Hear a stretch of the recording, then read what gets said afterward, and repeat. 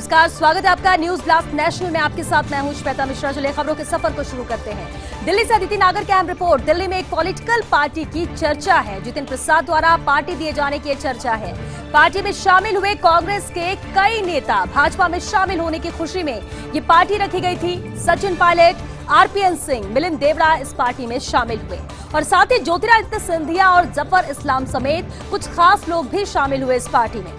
Party में सचिन पायलट और जफर इस्लाम की मौजूदगी बेहद चर्चा में रही। सिंधिया को भी भाजपा के नजदीक लाने में जफर इस्लाम का रोल था। क्या जफर निभाएंगे यही रोल पायलट के मामले में भी? अलबत्ता दिल्ली और जयपुर के राजनीतिक गलियारों में इस पार्टी की जबरदस्त चर्चा है। और दिल्ली एडिटर अदिति नागर हमारे साथ जुड़ चुके हैं। अदिति, चर्चाओं में ये पार्टी है और खास भी हो जाती है जो इसमें मौजूद लोग हैं उनकी वजह से। बिल्कुल, देखिए पार्टी बेहद खास हो जाती है क्योंकि कहने को तो ये एक सेलिब्रेशन पार्टी है जितिन प्रसाद की, या फिर कहने को तो दोस्त मिले हैं, लेकिन जब हम एक पॉलिटिकल जीवन में होते हैं, जब हम एक पब्लिक लाइफ में होते हैं, तो हम क्या करते हैं, किससे मिलते हैं, किससे हम मुलाकात करते हैं, वो बहुत महत्वपूर्ण हो जाता है। अब यहाँ पर सचिन पायलट हैं और इसके अलावा मिलिंद देवड़ा हैं। मिलिंद देवड़ा कांग्रेस से नाराज चल रहे हैं। सचिन पायलट राजस्थान में नाराज चल रहे हैं, लगातार अपनी आवाज उठाते रहते हैं और यहाँ तक कि 8 महीने पहले अपनी ही इलेक्टेड सरकार को गिराने की कोशिश में वो मानेसर भी पहुंचे थे और करीबन 1 महीने से ज्यादा का समय था जब वो अपने विधायकों के साथ मानेसर में रहे। अब हम बात करते हैं कि ये पॉलिटिकल पार्टी इसलिए महत्वपूर्ण और रोचक हो जाती है क्योंकि यहाँ पर जितिन प्रसाद जो हाल ही में भाजपा में गए, यहाँ पर मिलिंद देवड़ा जो नाराज हैं, सचिन पायलट जो नाराज हैं और आरपीएन सिंह जो ऑन एंड ऑफ नाराज या नॉर्मल हो जाते हैं, और आरपीएन सिंह इनके बहुत अच्छे दोस्त हैं, वो मौजूद रहे। और यहाँ पर जो सबसे महत्वपूर्ण शख्स थे वो थे जफर इस्लाम। जफर इस्लाम वो व्यक्ति हैं जो कि मुंबई के एक बहुत बड़े जो बैंकिंग सेक्टर से आए हुए हैं और अब राज्यसभा सांसद हैं, और उनका एक बेहद महत्वपूर्ण भूमिका रही थी जब सचिन पायलट बाड़े में आए थे। तमाम चीजें सब भी फर्स्ट इंडिया ने सबसे पहले खबर चलाई थी कि वो सचिन पायलट से उनके आवास पर मिलने गए हैं, और वही व्यक्ति हैं जो ज्योतिरादित्य सिंधिया को लाने में भी जिनकी भूमिका रही है, और जहां तक है जितिन प्रसाद को लाने में भी रही है खुद, क्योंकि राज्यसभा उत्तर प्रदेश से सांसद आते हैं और ये तमाम तरीके की चीजें हैं। अगर इनको कनेक्ट करके देखा जाए श्वेता, तो कहीं ना कहीं कहा जा सकता है, हो सकता है आज नहीं,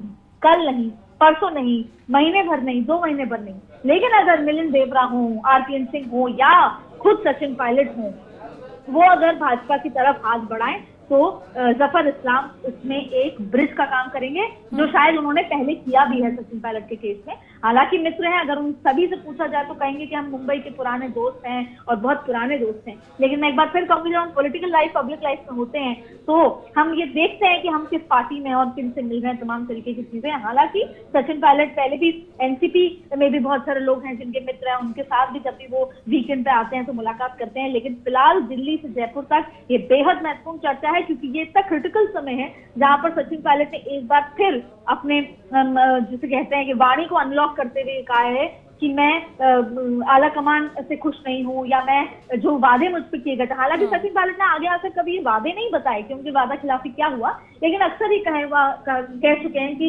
कमेटी जो बनाई गई थी, और खास तौर पे पंजाब की जो कमेटी थी जिसको तुरंत विधायकों को बुलाकर सॉर्ट आउट किया, उसके बाद उन्होंने कहा कि जो कमेटी बनाई गई थी हमारे लिए, उस कमेटी ने काम नहीं किया, और शायद उसी के बाद अजय माकन, केसी वेणुगोपाल पॉलिटिकल अपॉइंटमेंट या मंत्रिमंडल विस्तार की थोड़ी जल्दी में रहे, और तमाम तरीके की चीजें हैं कि रफ्त बड़ी है। और उसी समय जब कहीं ना कहीं सचिन पायलट एक बार फिर नाराज वाली भूमिका में है या प्रेशर बिल्डिंग की भूमिका में है, उस समय सचिन पायलट का इस पार्टी में जाना और इन लोगों से मुलाकात करना, और खास तौर पे जफर इस्लाम से मुलाकात करना, और ये 2 दिन वो भी हैं जिसमें पायलट के जो खास विधायक हैं, जिसमें वेद प्रकाश सोलंकी का भी नाम है, जिसमें इंदिराज गुर्जर भी काजी निजामुद्दीन से जब मिलने गए थे बैंगलोर, उत्तराखंड, तो लौटते समय दिल्ली में पायलट साहब से मिले, और भी ऐसे कई नाम हैं, मुरादी मीना, जो दिल्ली में मिले। तो ऐसी क्या जरूरत पड़ गई जब सचिन पायलट वीकेंड पे गए हैं या फिर दिल्ली पहुंचे हैं, तो क्यों विधायकों को दिल्ली आना पड़ा या बुलाया गया या मिलने के लिए बुलाया, ऐसी क्या महत्वपूर्ण बात थी?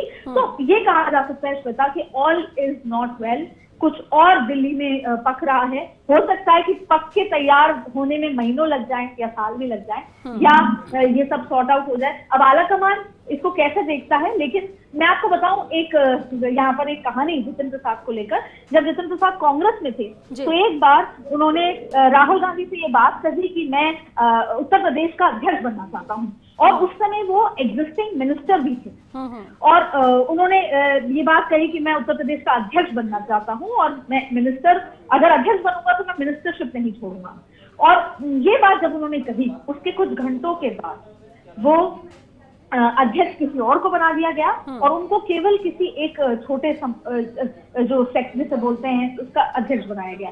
तो आप देख सकते हैं कि कांग्रेस की वर्किंग अलग तरीके की है। जब कोई प्रेशर बिल्ड करके काम करने की कोशिश कराता है तो शायद, और आज की बात नहीं है, हम इंदिरा गांधी से लेकर पहले के समय की बात करें तो प्रेशर बिल्डिंग करके इंदिरा गांधी से भी कभी कोई काम नहीं कराया जा सका। हालांकि अभी हो सकता है कि सचिन पायलट का एक बिल्कुल निजी मुलाकात हो, बिल्कुल निजी ये एक सेलिब्रेशन हो, पार्टी हो, लेकिन फिर भी जफर इस्लाम से मुलाकात होना यहाँ पर जो करंट पॉलिटिकल सिनेरियो है राजस्थान का, उसको देखते हुए बेहद महत्वपूर्ण इस मुलाकात को, इस एसोसिएशन को, इस सेलिब्रेशन को या इस गेट टुगेदर को माना जाता है। अदिति, बिल्कुल, और इस लिहाज से जिस तरह की जानकारी आपने भी दी और जो स्थितियां भी नजर आती हैं, ये तो नहीं लगता कि इस पार्टी को लोग आई गई पार्टी समझकर ही भूल जाएंगे? क्योंकि आज जो हुआ, जितने लोगों की मौजूदगी थी, और जैसा कि बार बार जिक्र जफर इस्लाम का आता है, जब ज्योतिरादित्य सिंधिया ने मूव किया बीजेपी में, उसके बाद भी सिचुएशन उस समय भी राजस्थान में सचिन पायलट को लेकर वही थी, और उस वक्त भी ये लग रहा था, लेकिन सचिन पायलट ने कहा कि वो कभी कांग्रेस नहीं छोड़ेंगे, कांग्रेस में आज है और हमेशा रहेंगे। इसके बाद इस बीच में जितिन प्रसाद भी चले जाते हैं, लेकिन फिर नजरें सचिन पायलट पर, और उसी बीच में इस तरह की पार्टी का होना, सेलिब्रेशन, बीजेपी में जाने का, सचिन पायलट की मौजूदगी, यानी कोशिश जफर इस्लाम की यही रहेगी सचिन पायलट को लाने की, क्योंकि ये बड़ी जीत उनके लिए भी हो सकती है। और जो हो रहा है वो सबको नजर आता है कि सचिन पायलट की नाराजगी किस विषय में है।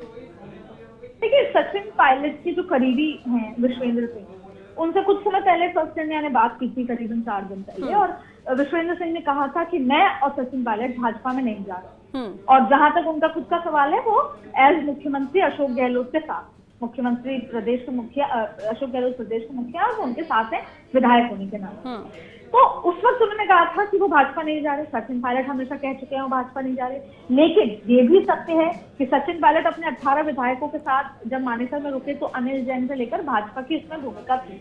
अब हम ये समझते हैं कि भाजपा क्या करती है, या तो सचिन पायलट पार्टी, या तो सचिन पायलट अभी फिलहाल क्लियर प्रेशर बिल्डिंग कर रहे हैं। जाहिर तौर पे अभी वो कहीं नहीं जा रहे, क्योंकि हाल ही में 8 महीने पहले ये सब चीजें हुई हैं, और वो इंतजार करना चाहते हैं कि मंत्रिमंडल विस्तार और पॉलिटिकल अपॉइंटमेंट के बाद वो ये देखना चाहते हैं कि वो कहाँ खड़े हैं, उनकी पोजीशनिंग क्या है। अब यह भी पॉलिटिकल जो है प्रेशर है, लेकिन अगर उनकी कही भी बातों को उस तरीके से नहीं माना जाता जिस तरीके से उनको संतुष्टि होती है, तो फिर वो क्या करेंगे? देखिए, 2 चीजें, या तो वो प्रियंका गांधी के पास जाएंगे, मुखर होके राहुल गांधी से बात करेंगे, तमाम तरीके की चीजें होंगी, या फिर वो नाराजगी जाहिर करते हुए वापस से बाड़े में जाएंगे, शक्ति परीक्षण करेंगे। और शक्ति परीक्षण का एक नमूना ये भी था कि बसपा से आए हुए कांग्रेस के विधायक जो अशोक गहलोत के साथ खड़े नजर आते थे, उनसे भी कल संपर्क साधा गया है, और उसमें लाखन मीणा का नाम भी आ रहा है, संदीप यादव का भी नाम आ रहा है कि उनसे भी संदीप, तो शक्ति परीक्षण करेंगे। यानी कि एक बार फिर वो सरकार के खिलाफ जाएंगे, या फिर वो अपनी एक अलग पार्टी बनाएंगे, या भारतीय जनता पार्टी में शामिल हो जाएंगे। तो ये कुछ ऐसी बातें हैं जिनका शायद आने वाला समय ही जवाब दे पाएगा। लेकिन ये बात जरूर है कि सरकार को अस्थिर करने के लिए बार बार ये कोशिशें हो रही हैं, या फिर ये मैसेज आलाकमान तक पहुंचाना कि अगर हमारी मांगे पूरी नहीं हुई तो सब ठीक नहीं रहेगा। लेकिन इस पिछले 3 दिन का जो डेवलपमेंट है, सचिन पायलट का दिल्ली जाना और तमाम चीजों को लेकर, और फिर मुखर होकर बयानबाजी करना, और फिर ये भी कह देना कि पार्टी एक है और सब विधायक पार्टी के हैं, तो कुछ ठीक नहीं है। तस्वीर धीरे धीरे साफ होगी। लेकिन फिलहाल हम ये बात करेंगे कि कल जो ये हाई प्रोफाइल पार्टी हुई, जिसमें सब हाई प्रोफाइल लोग रहे, उसको सेलिब्रेशन के साथ साथ आगे की प्लानिंग के तौर पे भी देखा जा बिल्कुल, और बहुत हद तक की राजनीतिक नियुक्तियों और मंत्रिमंडल फेरबदल तक, क्योंकि जुलाई में संकेत मिले हैं, और उस बीच क्या कुछ देखने को मिलता है ये भी देखना होगा। हालांकि इस पार्टी की चर्चाएं तो जोर शोर से जारी है। बहुत शुक्रिया आदित्य आपका इस पूरी बातचीत के लिए, जानकारी के लिए। इधर महाराष्ट्र में एक बार फिर से सियासी हलचल तेज है। शरद पवार के मंसूबों पर पानी फेरने की तैयारी में कांग्रेस है।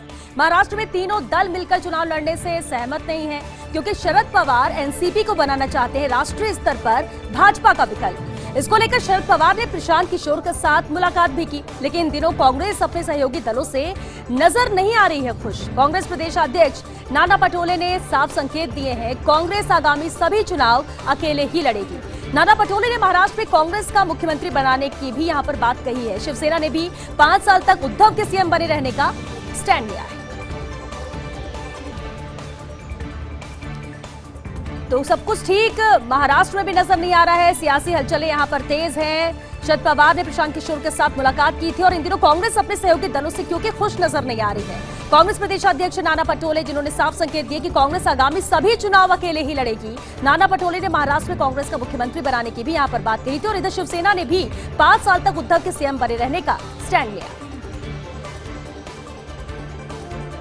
रेगिस्तानी जिले के नेताजी राजधानी में प्रकट हुए हैं और इससे पहले जयपुर से लेकर दिल्ली तक रुतबे का बखान करते थे। चुनाव में हार के साथ ही नेताजी का कुर्सी का सपना भी टूटा है। बैट बॉल की राजनीति का भी सपना टूटा।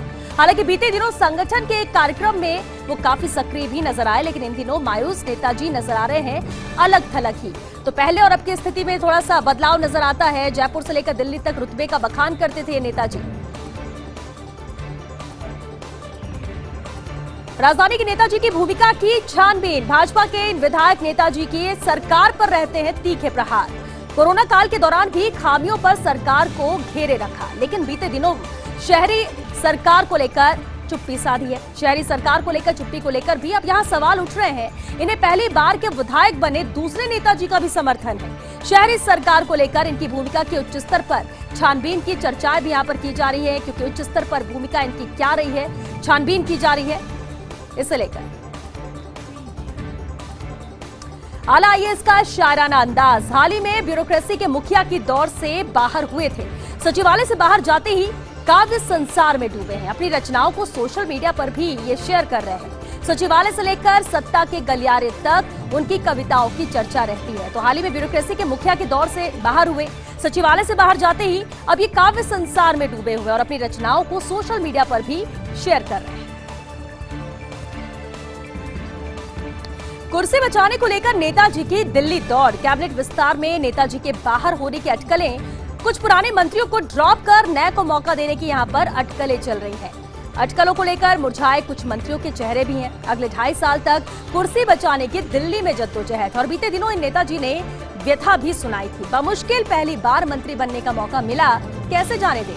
हालांकि कुर्सी को लेकर मंत्री का हृदय परिवर्तन चर्चा का विषय भी यहाँ रहा है। तो अगले 2.5 साल तक कुर्सी बचाने की दिल्ली में जद्दोजहद है।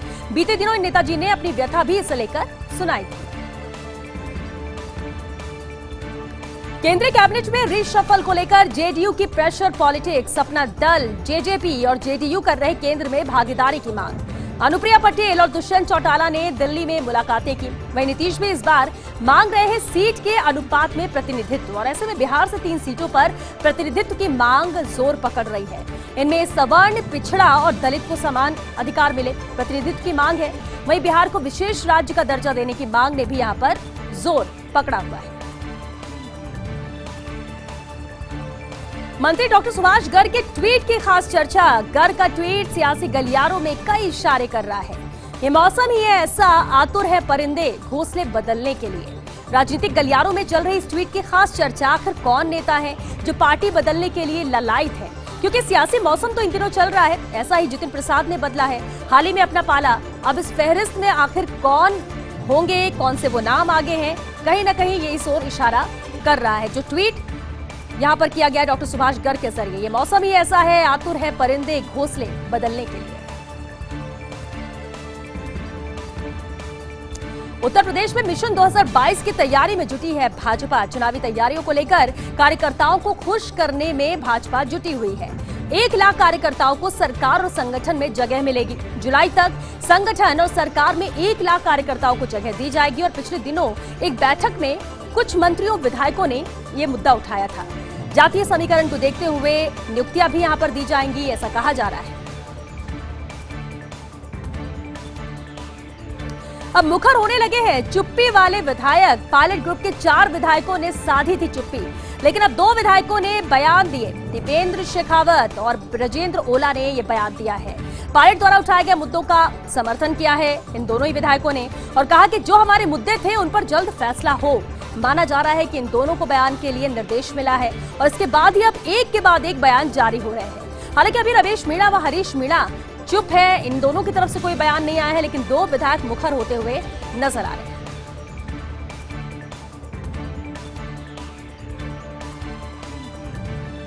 भाजपा शासित राज्यों में नियुक्ति से पहले सुधारात्मक कदम।